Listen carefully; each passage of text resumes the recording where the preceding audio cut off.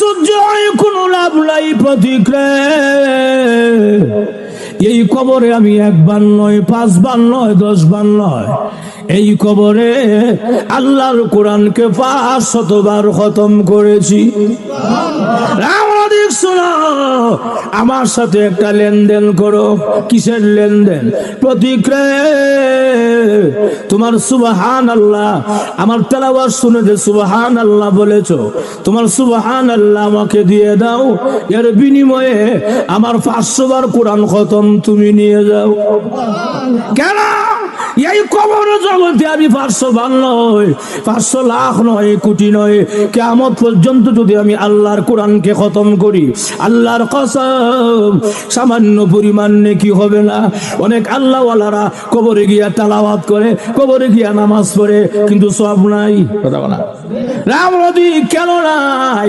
বলে দুনিয়ার জগতে নাই, এই জন্য নেকিও নাই। প্রতীক তুমি যে একবার সুবহানাল্লাহ বলেছো, আমার তেলাওয়াত শুনে আল্লাহর রাসূল বলেন, তোমাকে মহান আল্লাহ আসমান আর জমিনের সমস্ত ফাঁকা জায়গা নেক দ্বারা ভরপুর করে দিয়েছে। এখানে আল্লাহর রাসূল আরো বলেছেন, যখন কোন বান্দা বান্দি একবার সুবহানাল্লাহ শব্দ জবান থেকে ছেড়ে দেয়, ছাড়তে দেরি হয়, জান্নাতের ভিতরে মহান আল্লাহ তার জন্য বিশাল একটা গাছ লাগায়া দেয়। গাছটা কত বড়?